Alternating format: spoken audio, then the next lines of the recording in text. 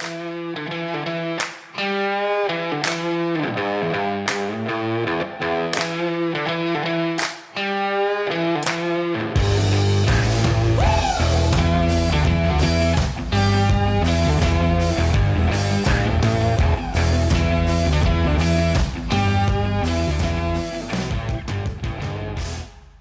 everyone, welcome to the Tenn podcast. My name's Kat. And I'm Katlen. And we're here every week talking watches, photography, adventure, and exploring the world of horology. How are you, Kat? I'm good. Yeah? Yeah. All good? Same old, same old. Just getting by. Doing what I can. Trying to survive. Trying to survive. Trying to survive this heat wave. I don't know what's going on, but dang.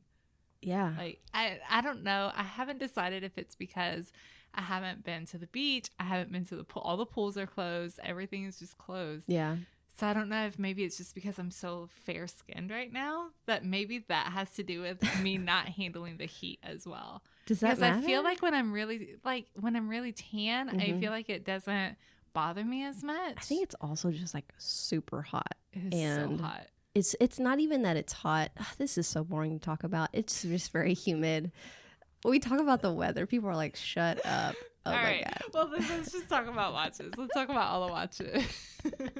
Well, we haven't done a Q&A episode in, it's probably been over a month now. I know it's been over a month. It's been over a month and a half for sure. So we thought, let's do another Q&A. We asked a couple, we asked people. We asked the people. What's on your mind, guys? Yeah.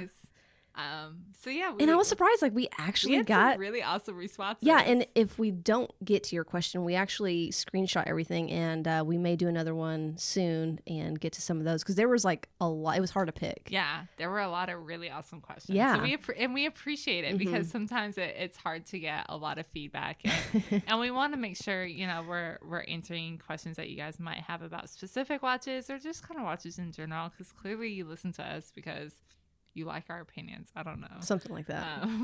Something. So yeah, we thought we would do another fun Q&A episode. But before we get into that, Kat, what is on your wrist today? So I am wearing the new, to me, Topper limited edition Zodiac Super Seawolf. That is a mouthful. Woof. My level of jealousy. I know. I'm sorry. It's so intense. But the thing was, like, I didn't really steal this watch from you because we both were equally in love with it. Oh, and to be fair, I had it first. You did. So we got this watch. So this is the blue Rally. Yeah. And we also got the black and yellow Rally. But I think I had summer. This one for like a whole month before we even had met. Yeah. Because I just had time with it. And then he sent the extra black one to check out. And then we kind of switched. Yeah. Literally right as we were starting the podcast. As the first day we met. For coffee. That photo at the coffee shop, that watch is there, and I have wrist shots of it. Yeah, you had the Speedy, and it was good times for sure. It brings back good memories, like wearing this watch too. That watch is it's a so summer that seems good. So long ago. Yeah, like regular summer. 5 years ago. Remember when we could go inside a coffee shop and like, dang, yeah. Man, that was a long time ago. That was a cool coffee shop too. It was. That's like a little spot. It really. I hope with everything going on, I hope they're not out of business because they're just like a small mom and pop shop. So, hopefully, and they were right by a college campus. And I think a lot of their business was students. Oh, that's true. I didn't even think about that. They're right over there by Belmont. Sad. Hopefully. Fingers crossed. No, but so I got the watch this week. I'm super excited about it. Love it to death. Yeah, I wore it today because I'm just in a white t-shirt and jeans and. I don't know about you, when I'm wearing something pretty plain, I like to have something that is either very bright colored or shiny. And the bracelet, the Jubilee on this is really shiny and bright. Shiny. And yeah, it just makes me like add a little dressiness to what I'm wearing. Yeah. If that makes sense. It makes sense. And we're actually going to talk about this here in just a bit with one of our questions. Oh, we are? Yeah. So. Oh, it looks like one of the first. It's literally the first question. So. All good. What about you? What are you wearing today? I am wearing the Aquaterra. So I have my Omega. You've been wearing Aquaterra. that one lately a lot. I'm falling back in love with it. I think you are because, I mean, obviously we've known each other for over a year now, and I didn't used to see you wear it quite as often when we first met. And you've been wearing it quite a lot lately. Yeah. That's nice. It's nice that you're fall back in love with. over time. I like it. That, and I feel like I'm starting to embrace sub 42 millimeter watches. For a while, like I was obsessed with, you know, the Planet Ocean and the Speedmaster, which I am still ridiculously obsessed with. Don't get me wrong. But I am starting to just kind of fall in love with like sub 40 millimeter watches. I even bought one today. You did, so, while we were together. Jesus. Oh, man. Y'all, don't let me buy any more. Don't DM me with your watches. Yeah. I can't anymore. Especially when she's around me, who's like a total enabler. So terrible. Like, so awful. And here I am. I try and talk you into practical things. Like, you wanted to go ahead and buy your birth year Explorer. Yeah, and I said no. Or not it. your birth year Explorer, your birth year Datejust. Yeah. And I said no. You wait until your 30th birthday and you make that special. But no, you're just like, buy all the watches. It doesn't matter. No, because this person gave you a deal that you're never going to find on this watch that you bought. So I'm very excited for you to get it. In return, I am actually going to sell watches. She is. She promises. I am. I promise. Like, I can't just Should we tell them what we promised ourselves today? During all of this? We contemplated recording a video, but we have promised. So Kat and I solemnly swear-ish. I like the ish. We can't buy any more watches this year. Yeah. So we do have our Fears watch that's coming done. For our paid 1 year. For it's already paid for. It doesn't count. Yeah, it does not count. But y'all, like, we went a little hard this year. Oof, like, we will. Kat went extra hard. She went all in. Why did I go extra? I feel like you went extra. Okay. So we were talking also about it when we do our end of the year State of the Collection podcast, and Kat's realized that there's so many watches that she's bought this year that she's no longer has this year, and we're only 7 months in. Yeah, we're not gonna talk about it. We're not talking about that. We are talking about it. Anyways, so do we swear? We solemnly swear. Ish. I'm gonna like cross my fingers behind my back. There's no Bible in here. There's no Bible. We're not that bold. We don't trust ourselves that much. But we just can't buy all the dang watches anymore. Yeah. Like, you're allowed to give us crap if you see us posting a bunch of new watches. But make sure that it's our new watches and not watches that are in for a review. We do get a lot of watches in for review. Yes. So yeah. If you see that new watch alert, I don't even post a new watch alert. I've Sneak got it in. 2 watches that I have. I just like, nope, I don't even post an alert for it. It's okay. You know what? It's COVID summer. It's a hot summer. We're gonna blame everything on. Everything is COVID's fault. Like, no matter what. I feel like that's what everybody's doing anyway. So it's okay. It's okay. Should we jump into it? Let's jump into it. I'm excited. These are like really fun questions too. For sure. I think it might be easier just to like go down the list. Yeah, let's do it. Take turns asking. All right. Do you want me to start? You want to start? I'll start. Okay. Because I like this Instagram. Okay. user. Okay. I like this. If it's how I think it is, it's amazing. But it probably I don't isn't. know. So this is from, I believe it's at Awesome Schwas, which is a play on awesome sauce. I love it. And I love it. And if it's not, I'm sorry. But I'm renaming your Instagram handle because I think it's amazing. Yeah. Do you match your watch with your outfit, and how important is this to you? I don't know that I go as far as to match the watch. I definitely think about what watch I want to wear, and I think a lot of times I take it into consideration. I take it into consideration if I'm going to wear a top. I'm like, ooh, is the watch I want to wear today, is this going to go with that? So I think I honestly probably pick out the watch that I really want to wear, and then I base somewhat of my outfit off of that. That's pretty bad, I know, but yeah, that's me. I don't think that's bad. Do you? I mean, I think, yeah. I mean, do you try to match your watch? Because you had an orange Dox and you have an orange Samurai too. Sometimes I pick the watch and I try to match the outfit around the watch. Like if there's a watch I really want to wear today and I grab an outfit, I'll think, oh no, let me grab something different because it would match the watch better. A lot of times I will grab a watch to match my outfit, but then we're not even talking about the straps, y'all. The straps is where I get hung up because there's so many options and so many colors and so many patterns and so many prints. Like today, I was going to wear a different watch that was on a green striped NATO strap that I have, but I'm wearing a green striped shirt, and I felt like that would have been a little excessive. So I just grabbed the Aquaterra instead. I know a green striped NATO you're going to wear. I know. It's really nice.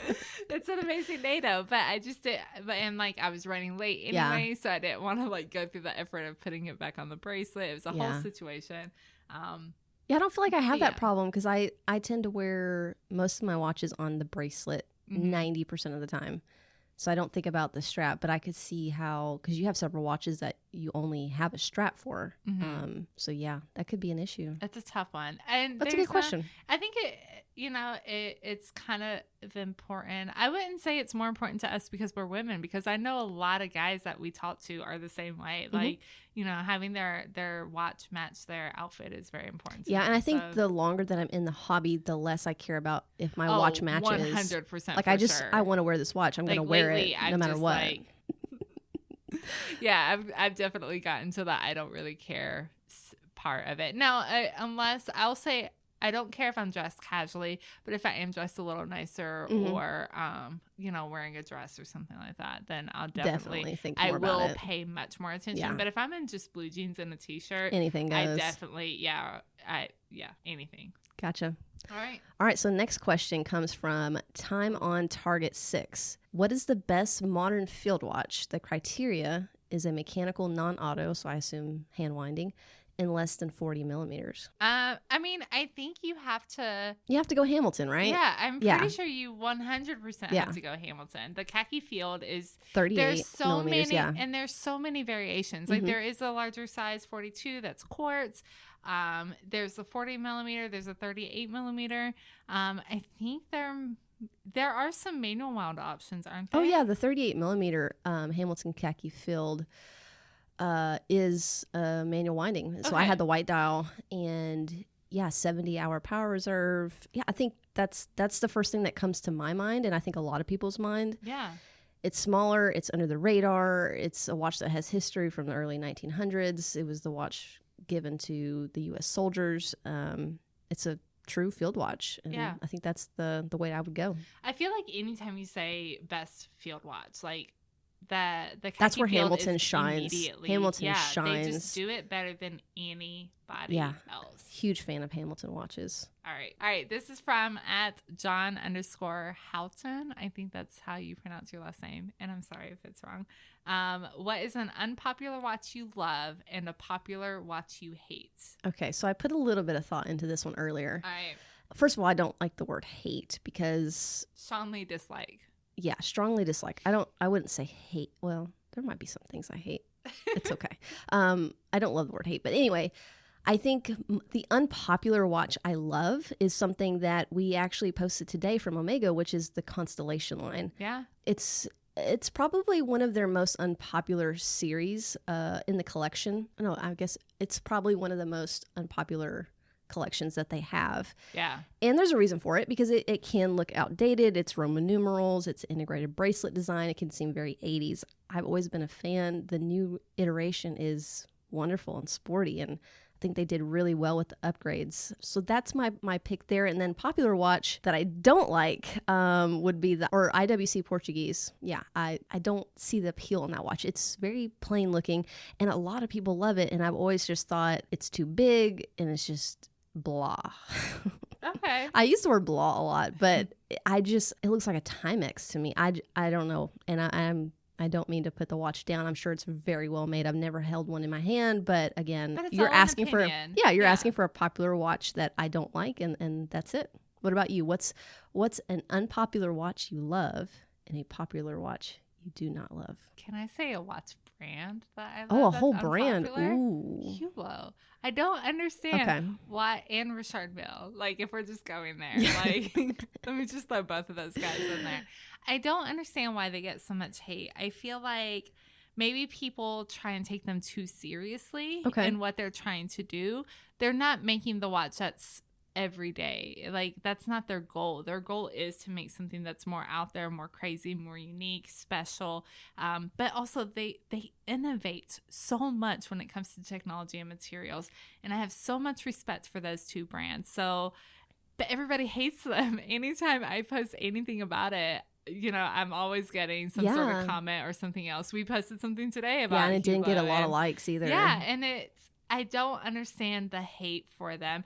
I think it's the stereotype. It's the type of people that choose to wear it, and it's not fair. It's not fair. Just like people that buy Rolex Sub or a Yachtmaster, you judge them based on the watch, and that's not really a fair thing to do. Right. It's just something we do as people, and they get a bad rap for that, but they make some incredible movements. The colors are crazy cool.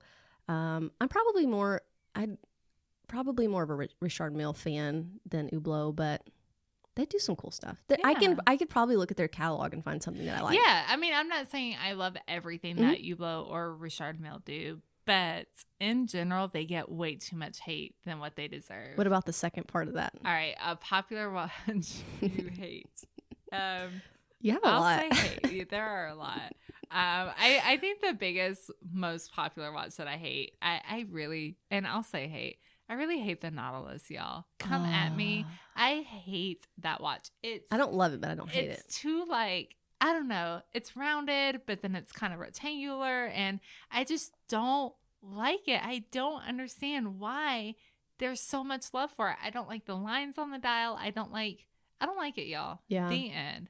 Oh, that's fair. Bye. Fair. Very fair. There is a lot that I could say, but I feel like that's the most popular one that I just don't see. I don't understand. All right. So next question comes from Women Likes Watches.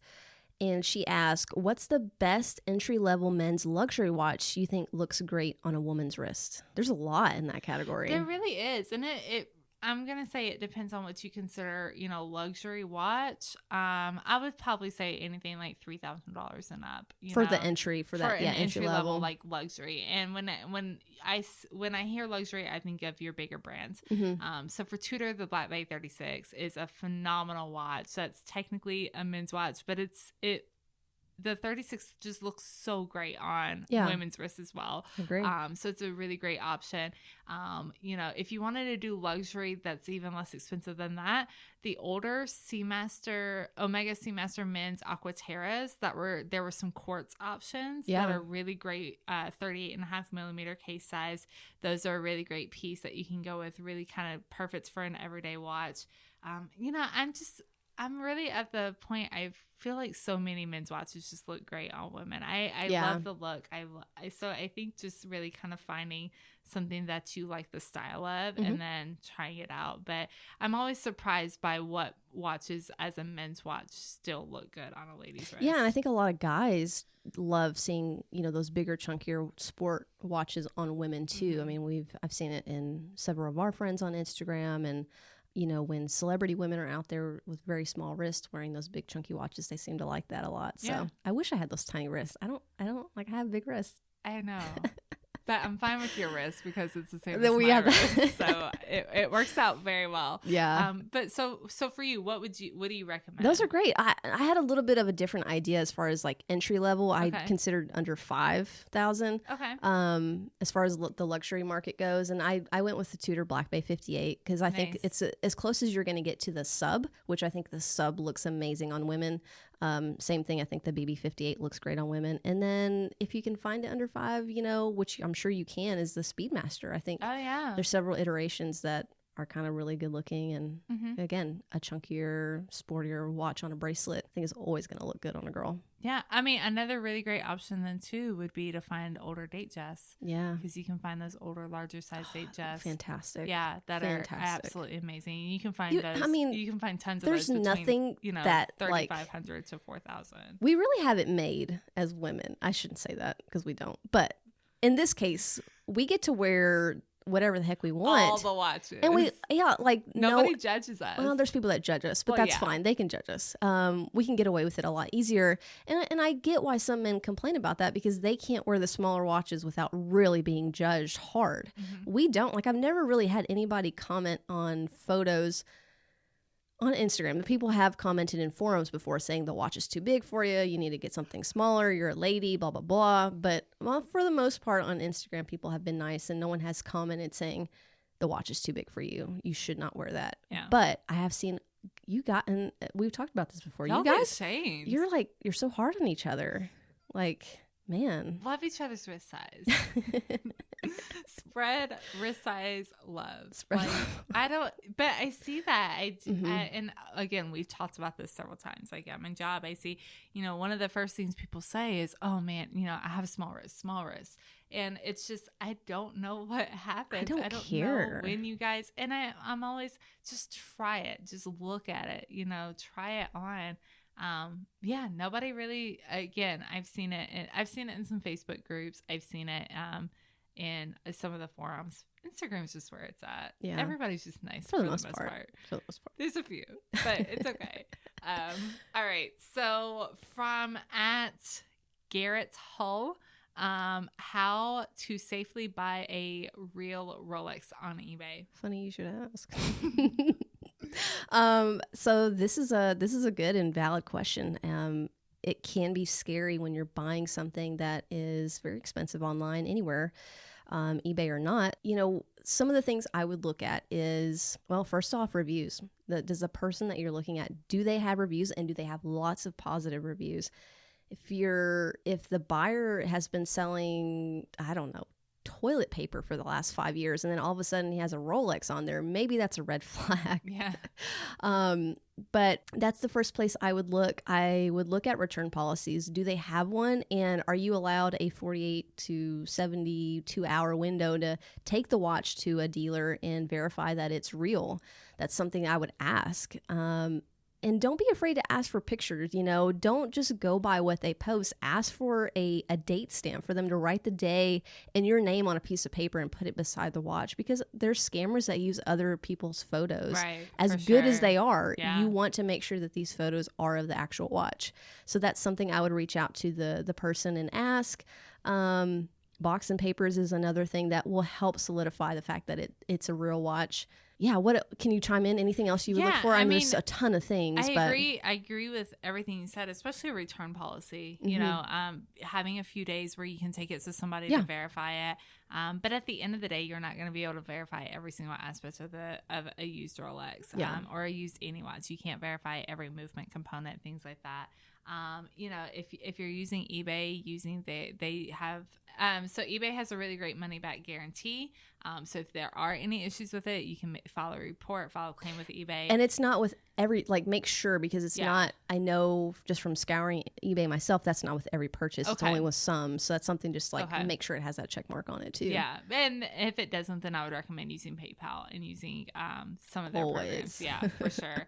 Because PayPal, and Kat knows from personal experience, PayPal does really great customer service when it comes to disputes and things like that. I know a lot of people have had bad experiences, and they've luckily have come through with me on the bad experience that I had. But I think the issue is it's a risk not just on eBay. It's a risk no matter what. It's a risk if you unless you buy it from a jeweler, and even then, there's been jewelers who unfortunately have been duped.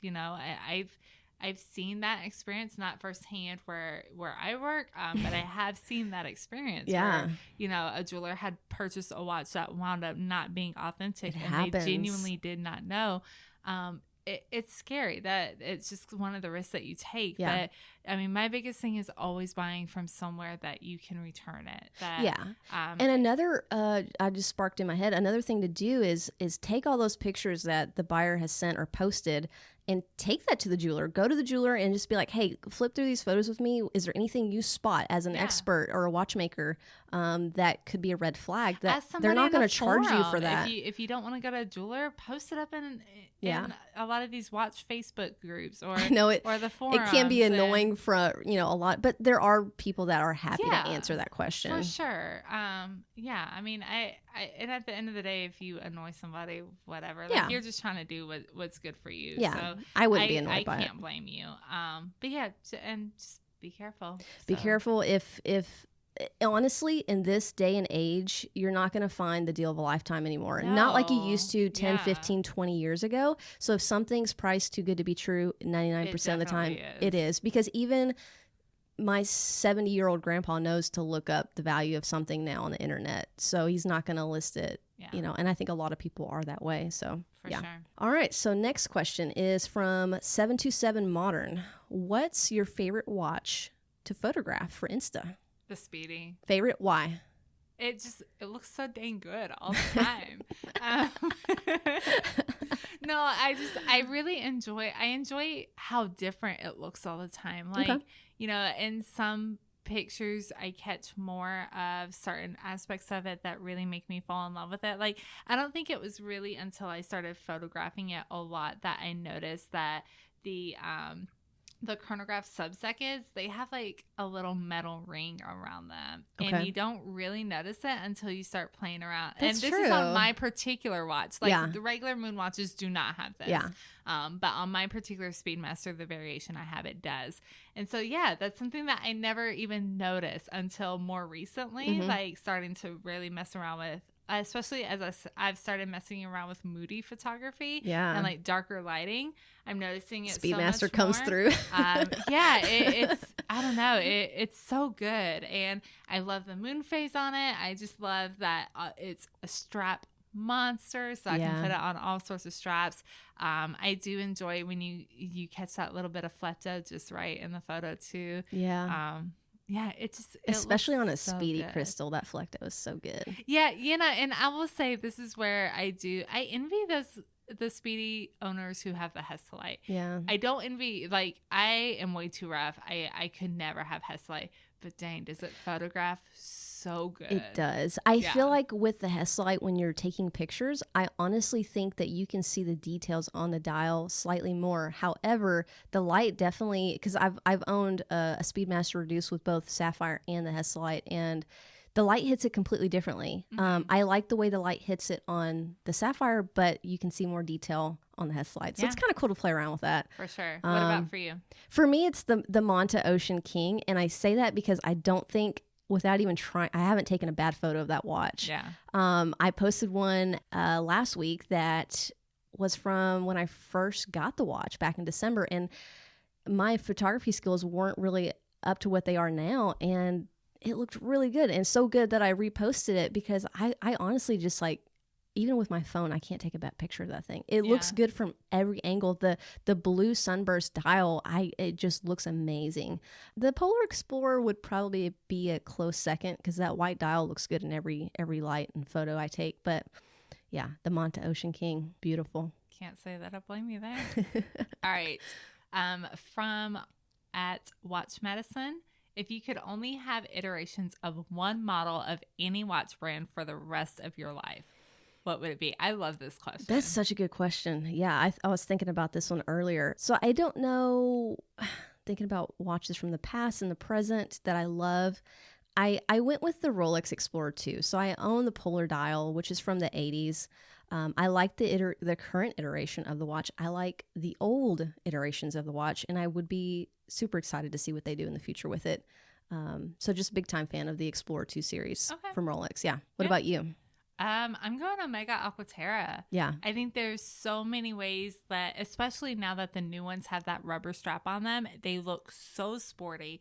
But to me, it's always been a watch that really crosses the line between sport and dress. Like, it's a great everyday watch. I mean, my Aquaterra was my first nice watch that I ever owned. And it was the only watch I ever owned for a very long time. And keeps getting I wore better it with too. Blue jeans. I wore it with blue, just jeans and a t-shirt. I wore it with cocktail dresses. I wore it with everything. And I'm wearing a nicer top today. It's your only two-tone, right? It is the only two-tone you have. And it has a gold bezel on it. What do they consider that gold that's on it? What color? This is the red gold. But yeah, I love the Aquaterra line. I think you can do something if you're gonna have 100 iterations or even 10 iterations of one watch. You can have, I could have the diamond bezel with the Tahitian mother pearl that I'm obsessed with. So many options. I could have something really sporty. I could have something two-tone. There's an Aquaterra for everybody. Yeah. And it's 150 meter water resistant. I've beat this thing all to heck. Yeah. And it runs absolutely phenomenally. That's a good point, just to have a series that has so many options. And I didn't really go that route with mine, but I think that, you know, the early iterations of the Rolex Explorer 2 looks so dang good. Yeah. And the one I have looks good. And I like the newer ones with the exception of maybe the size. But to see what Rolex is going to continue to do with them is exciting. That's a cool question. Like, oh, it makes me want to like live the dream of just having like all the watches. All the watches. Apparently we are. Apparently so. We do. Yeah. Don't let us buy all the watches, y'all. All right. So next question here is from @BadSaint. I like that you drugged the A's. I did, because he's got multiple A's in there. Is the Speedy tough enough to be an everyday, I assume, watch? I've heard it may be too soft and marks up easy. What's the truth? The truth, y'all. Oh, I was all caps. That's why I got a little loud there. But you are really dedicated to reading these questions. All right. So let's talk. Every day. Actually, and you know, this is something that Kat and I have talked about quite a bit. Yeah. It is, you know, what we consider an everyday watch. As far as tough, yeah. I mean, now I'm assuming when tough you enough talk for about, NASA. Yeah, right. The dang thing went to space. Like, did you Yeah. listen to our NASA episode? Like, we talked about like all the tests that it had to go through. Yeah. And I mean, it's crazy. I have so much respect for this watch. I have so much love for this watch. Yeah, I do own one, so I'm a little biased. You know, every day also depends on, I'm assuming you're not like a professional diver or swimmer or something like that. So as long as you're not taking the watch in the pool all the time, yeah, it's fine. Not a swim every coach day. or anything like that. Yeah, like I mean, I've been caught out in rainstorms wearing mine, and it's absolutely fine. Now, when we talk about soft and marks up easy, I'm assuming we're talking about the crystal. Yeah. Being Hesselites. You know, and again, I'm going to say this depends on what your everyday is. Like, I know that I'm rough on my watches and I hit my crystal all the time. I don't know why I can't like just move over, you know, half an inch or something like that when I'm walking through a doorway or whatever. Doorknobs, like my watches just love doorknobs. I don't know why. They just have a love affair. You know, who am I to separate that and to divide their love? I also know people embrace it. People like the look of it. You know, if you're the kind of person who doesn't mind that kind of patina and that weathered and worn look, then that's great. And go for the Hesselite. I know me enough to know that it will drive me insane if I look down at my watch and I see scratches on my crystal. I just know myself. And yes, you can polish it out. Polywatch is absolutely amazing. It's very easy to do on your own. But Polywatch doesn't erase. It helps. Yeah. But in my experience, I had a Speedmaster reduced with a Hesselite, and I put some marks on it, and the Polywatch did a really great job of almost erasing it, but it wasn't completely gone. Yeah, it's going to help with surface scratches, but if you really hit that hard, it's not going to help. And you have to consider the fact that when you use something like that, you're essentially buffing it. So when you're buffing it, you're removing a thin layer of the Hesselite every single time. And at that point, you know, after so many times, you're losing the integrity of the crystal. Yeah. So you can really only do it a few times. Now, that being said, if you send your Speedmaster to service with Omega, anytime you have a full service done on this watch, they automatically replace the crystal. And there's no additional charge for that. Yeah. So that's really awesome as well. I think you just have to know yourself, know your limits. If you love the Speedmaster, but you're really, really this concerned about it, just get the sapphire crystal and don't try and justify it as, oh, but that's not historically accurate. The watch isn't historically accurate as is anyways. If you think that this is the variation that went to the moon, sorry, y'all. Like, it's been changed a bit over the years. So, and that's absolutely fine. You know, if you want historically accurate, you're going to have to go vintage. Yeah. And even then, you're not going to want to wear it every day. No. So. Talk about soft. I feel like I just talked a lot. You were real passionate about that. All right. So, Kat, what's your answer? Well, you made some valid points. I guess I'll bring up a different aspect. If he's not talking about the actual crystal and he's talking about the watch itself. I mean, I've had several newer versions and I found that it was pretty resilient to scratches. My Speedmaster clasp, I had it for several months and I sold it and it still looked brand new. Now I can't say I've seen the same with others, but I had a good experience with mine and I worked at a desk every day. So I think as long as you're going newer Speedmaster, you shouldn't have too much of an issue. It's tough and just as tough as a Rolex sub or all these stainless steel that a lot of these luxury brands are using is really good. Yeah. It's not like some of the bracelets you're going to get from the lower tier brands that are going to scratch up really easily.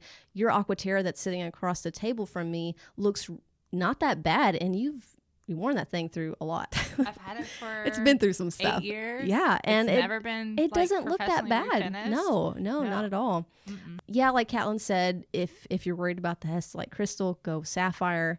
If the water resistance bothers you with the Speedy, then buy a different edition. They have some variations that have water resistant. The Speedmaster Racing I had 100 meters. And a lot of the newer like models, like all of the ones that have the in-house movements have 100-meter water resistance. Because that's something I do look for in an everyday watch is water resistance. I want at least 50.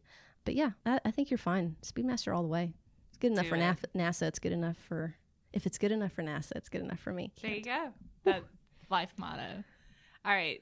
So this is from @NDENICOLA. I'm not even going to try. This is an interesting one because we've had a few of these. What's your favorite COVID era watch acquisition? Okay, I'm going to discount the Fears because that's probably going to be my favorite, but I discount it only because we were going to get it even before COVID. Yeah, for sure. So we that aside, on this like at the beginning of this year. Yeah, pretty much. Yeah. So that aside, because that's going to be one of my favorites. Probably my Harrods, my Tudor Black Bay, because I know, and you know this, Katlen, because we've been friends for a year now. I've been talking about that watch and looking at pictures of this watch, and you've talked me out of that watch several times. Like, no, not directly, but like, I've always had it in like my option pool several times, and the sizing was an issue, and I'm glad that I finally got one. And it's like one of my favorite watches now. It's not going anywhere. It's not for sale, by the way. I had a lot of DMs recently about that. But I just adore the thing, and I did pay over retail for it because it's only available in London and at Harrods, and so either we're not traveling there. We're not even we're not even allowed to go over there to go. as Americans, which is unfortunate but understandable. And I either was going to have Adrian or someone I know go and pick it up for me. And it was just going to be a hassle. They were going to have to ship it. There was going to be duty fees on top of that. And I think I did all the calculations, and I came out to almost close to what it would have cost for me to buy it and have it shipped here. Which is all you can hope for. And it was going to be an inconvenience for someone else to go get it for me. And they were closed for several months. And honestly, at the end of the day, I didn't wait. I could have waited. I could have found a way to get it. But I didn't, and I bought it, and I'm happy with it. I got a really good deal on it, and I don't feel like I honestly overpaid for it, and it makes me feel really good. Yeah. What about you? Speaking of that, you just bought one today. I just bought. But it's not, you don't know if it's your favorite yet. I don't know. So I guess I can say it because by now you'll have seen pictures of it on the probably internet. Wait, next Tuesday? Today's Wednesday? Oh yeah, this is a Tuesday episode. You'll get it. Y'all, like, I don't know what day of the week it is. So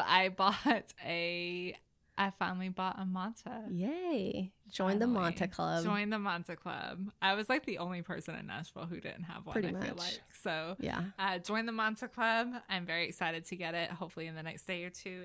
And everybody will see tons of pictures, so don't you worry about it. So that is definitely going to be a favorite. But if I'm talking absolute favorite that I've already had, I would have to say... Oris, the Aquas. I love that watch. Yeah. So freaking much. You do love that watch a lot. I'm in love with it. I've worn it so much lately. It's so bad. It's not bad. I mean, it's just, I've really been wearing it a whole lot. I think especially because of summer and everything else. So I think I do. I just love that watch. I looked at my Stova today, and I was like, man, I haven't worn you in a hot minute. That's true. I haven't seen you with that guy. Yeah, there's a lot that I need to start wearing again. But yeah, I think that's where I'm at. All right. So next question comes from @nights.watch. Best watch straps that you've come across. Brands, different styles, etc. So that's a loaded question, and we'll answer it pretty quickly just based on like favorite straps, because we could literally spend an entire episode talking about straps. I mean, I think when we talk about different styles, I recently just started purchasing straps that have the quick release spring bar thing. There's probably a really technical It's quick release. Is it called quick release? Just quick release, right. Yeah. So I recently just started I have a podcast. What about that? Recently started getting straps that have the quick release, and I was a hater on it for a while, but dang, is it convenient as all get out, except for the fact that I've taken my spring bars and I set them down and I don't know where they are. So that's like my regular spring bars. The ones that like come with it. Yeah. So this is a problem. But I do like if you struggle with changing, and I don't even struggle. I do it all the time. So it's not that I struggle with it, but it is the convenience of it. I don't even have to do the tool. I could use my nail and just be done. So that's super convenient. Brands, just got a few straps from Deluxe Straps. Including my very first camouflage strap. And I'm loving the quality. I think especially quality for price. And I just saw that he's doing some shark straps, and I have like a shark skin strap, and I do absolutely love it. So I'm excited to see some more exotic kind of materials. Brands is hard. All the NATO straps, like. So Katlen's answers pretty much everything. Everything. I rarely come across a strap that I don't like, basically, is where I'm at. You have to be careful with those like cheaper Amazon straps. They're priced really good, and I've had some cheaper bad experiences. I haven't, just because I feel like I already have so much. Straps are... You can get a lot of really phenomenal straps at a lot of really great prices. If you're looking for something custom made, there's combat straps up in Canada. They are a little bit more on the pricier side, but I have 3 of his straps and everything's custom. So if you have something that has like a more unique lug and case design, reach out to Aaron on Instagram and they do some phenomenal things. But it's hard. There's so much out there. I feel like I've just probably insulted half of our friends, because I know so many of you guys have straps and you send them to me or to us, or like you post them all the time, and there's so many the strap tailor and man, you're taking all of mine. Sorry. Well, forget I said strap tailor. Kat's gonna take that one. If you're doing NATO, I like even going cheapest NATO straps. I think that they have a lot to offer, but you have to understand what you're getting at that price point. I think that's what it comes down to. If you know that you're buying a $10 NATO strap, expect $10 quality NATO strap. But they have the fun patterns and the prints that I like, so I'm okay with that. Versus if I spend $25 on it with Adrian or anybody else who does phenomenal NATO straps, I know that the quality's much better. It's gonna last much longer. I really wish that some of the bigger, more well-made strap makers would, or especially NATO strap makers, would do the fun patterns. It's like you can only find those fun colors in the cheaper straps. Now, the cheapest NATO straps, the Christmas one you bought for me, and that you have one as well, is like super soft. Like I was shocked by how soft it was, but not all of them are like that. No. So it's kind of hit or miss. And again, you just can't find those fun patterns. Come on, Adrian. Where are the collegiate license straps, by the way? Oh, I want a Tennessee Vols NATO strap. Really? So, yes. Why? I feel like y'all don't steal my idea. But this is a market. Like, think about college football and like how much money there is in the industry. Someone could just like put a stitching on it easily. Like someone get on it for sure. Or somebody should have some sort of custom NATO strap maker of some sort. Because there's custom leather straps, but there's not necessarily custom NATO straps. And I realize that's a little harder because you have to have the material. But just do it. Somebody can do it. Yeah. Not us, but someone.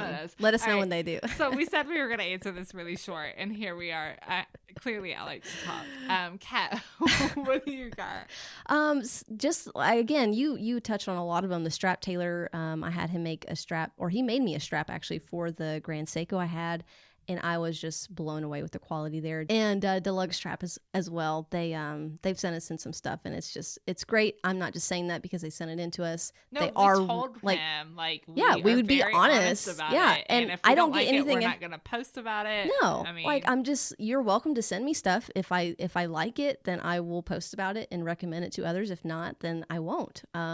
It's as simple as that. Something else, I recently bought a strap from our buddy Nick at Fears, and it's the blue Azuro leather, and I love that strap. I'm obsessed with it. It's sitting on my Explorer 2 right now, and I think it's the perfect leather strap for summer. And you know me, I'm not a leather person. Right. But I not love during this. summer too. No, definitely not even much during winter, but definitely not during summer.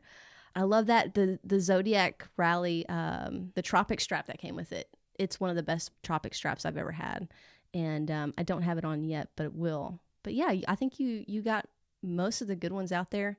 Different styles. I don't really know, other than like NATO and leather. I guess you can get into all the different types of leather, but I don't go there. Yeah. I'm not that too deep into leather stuff. But yeah, I think I'd like to spend an episode in the future on bracelets and straps. Oh, for sure. Because I think that would fill in an episode and we can really get nerdy about it, so to speak. And colors, and we can talk about different stuff too. Let's get nerdy. All right. So from at NESQYGAVE, I can't figure out how to pronounce the first part. I'm sorry. Is it time for Omega to come up with an entirely new model sport/diver in the 40 millimeter range? Sport/diver? I'm gonna say no. I think Omega knows what they do really well in. I think they have the Aquaterra line for the sport range, and they do so well with the Seamaster line, even though it may not be for everyone in the diver range. It's what, 41 millimeter? The new one? Yeah, 41 and a half. 41 and a half. That's to 42 technically. Yeah, and I think you can find some of the older models if you want the smaller. I think they know what they're doing. I don't expect Omega just to create something brand new out of the blue, even though they may feel like there's a market for it. Omega, if they're going to do anything, they're going to do something that's been done in the past, and they're going to bring it back somehow. I will say it's a little bit bigger than 40, but the Seamaster 300 line, I would like to see that done a little bit smaller. I know a lot of people have wanted that for a while. The lug to lug on that thing, I think, is like 50, and as much as I want it, I know it's going to like overhang my wrist, unfortunately. But gosh, I love that watch. It's so cool. And it's like one of those really vintage looking but modern divers. For sure. As much as I love the Seamaster, I just can't get down with the bracelet. I just can't. I don't know why. Like, I feel like the watch is so updated, but the bracelet isn't, and it just holds me back. And again, I could put it on rubber and be happy, but you know me, I'm a bracelet person. Right. It would just kill me. Yeah. So if anything, I would hope that they maybe upgrade the bracelet there, but I don't see that happening. No, I think they sell. The bracelet's so iconic. It's so iconic. They're not going to change it. Yeah. What about you? What do you think? I kind of agree. First of all, Omega does a diver that's 40 millimeter. There's a Planet Ocean that's 40 millimeter. Oh, that's true. In the new generation, they changed the size. They took away the really large size, the 45 and a half. Jesus. But now you can still get the 45 and a half, but it's only in a chronograph. And then in the non-chronograph, there's a 44 millimeter and then a 40 millimeter. I don't think the 40 millimeter even sells as well as the old 42 millimeter model did, because it does look, I think the problem with sports watches and dive watches, especially when you get at a 40 millimeter, it's hard because sometimes they can look too small. And I think this is the problem with the Planet Ocean. It's hard, it's easy to say, yes, please make it. But like you said, they're not going to make something totally different. Omega is really well known. Yes, they have a lot in their collection. Mm-hmm. Yeah, they have tons of references, but all those references are based off of, one watch, essentially. Mm-hmm. So the only thing I would see would then take a watch that already exists and then make it smaller, like the 300 meter diver. But I mean, there used to be the 36 millimeter mid size, and I'm sure that didn't sell very well either. That's why they stopped making it. And it doesn't necessarily make sense to create a whole new watch that's just 2 millimeters smaller. I don't see Omega doing that. Well, again, I think they know what sells. I would agree. Even, and I've heard recently from a lot of people that own the new iteration of the Seamaster, is that they were worried about that bigger size, the 41.5, and then on the wrist, they were like, it actually wears really well. Half a millimeter, y'all. Yeah. Calm down. Slow your roll. But yeah, I think I think they know what they're doing. Yeah. I'm not too worried about it. And I don't want them just to I don't want any company just to put out something because they feel like they got to put out something. Like, I kind of respect Tudor for just releasing one watch this year, and some brands for not releasing anything. It's like, you don't have to put thought into it. I don't want to see something every year just for the heck of it. I want something that's well designed and well made. But yeah, all right, last question. All right, this is gonna be perfect. From at Horlins, do you ever really regret a watch purchase, or is it just part of the collecting process? I don't think I've regretted a watch purchase. Now there's stuff that I want to get rid of, but only because it's just getting overboard. Like I do need to I need to move into the phase of collecting where, I start to get rid of things that I don't wear, but I don't regret any of those. And I think for me, it's like, you probably regret it if you look at the money aspect of it. But I don't, this is a hobby. I don't base hobbies off of money. I know some people do, and I'm not judging you guys. If you're buying watches just for a resale value, whatever, I'm not judging you, and I'm not saying you should buy a watch that you're going to lose, tons of money on. But I buy a watch because I love it. I don't think about resale value, and I don't think about things like that. So I don't regret it, because if I loved it, I don't know, maybe I'm not sentimental in any other aspect of my life. But maybe when it comes to watches, I'm like, it was meant to be there for some reason. It taught me this or whatever. And, I'm just gonna, and I do see a lot of my life that way. I think things happen for a reason. So I have a watch for a reason. It taught me something about either my collecting, and I think same for you. You've gone through watches, but you've said that all of those taught you what you did not want. Exactly. Yeah. So. Yeah, for sure. I agree with that. And me personally, no, I don't have any buying regrets. I have selling regrets, no doubt. There's That's what lots. I'm afraid of. Don't talk about them. I'm about to start No. selling. I won't talk about the selling regrets. But and another thing is, when I buy a watch, a lot of times I've never really overpaid for a watch either. And that kind of goes into what you were talking about. I paid over retail for the Harrods, but I also don't regret it, because A, I got a watch that's really hard to get a hold of. And B, I felt like it was justified knowing the cost it was going to cost me to get it, to obtain the watch. So no, for me personally, I don't have any buying regrets, luckily.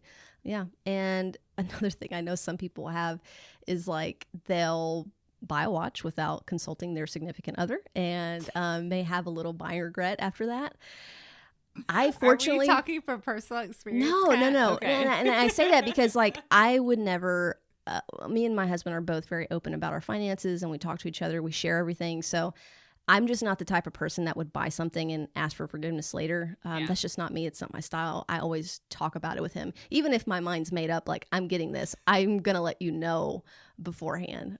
Which card do you want me to put it on? Which one gets us the most points? So yeah, I can see how some people do. And I've heard many that have regrets because their spouse didn't know and they caused a huge fight. But yeah, I've lucked out, fortunately. He hasn't kicked me out yet. It's getting close though. We no more cannot watches. buy any more watches. No more watches. At all. It's bad. Oh my gosh. Please send help. SOS. Oh no. Oh man. All right. Yeah. That wraps us up. This is fun. I love these episodes. I do. I love Q&As. We need to do it at least once a month, I think. Are we going to make it a monthly thing? We'll try. If we can remember. We get busy sometimes. Good luck with that. I'll write that in my calendar. That's the only way we know what's going on, is if it's in our calendar. Pretty much. Yeah. Thank you guys for answering our requests for some questions. We hope you guys enjoyed this episode. We do post these requests every now and then on Instagram, so in our stories. So, make sure you follow us on Instagram and Facebook and Twitter at Tenn and 2 Media. And if you're a follower that is not on Instagram and you have a question you'd like to throw in, just send us an email. Yeah, you can always send us an email. info@10and2. I remember that one. Look at you. All right. We'll have show notes and everything else on our website, which is www.tennand2.com.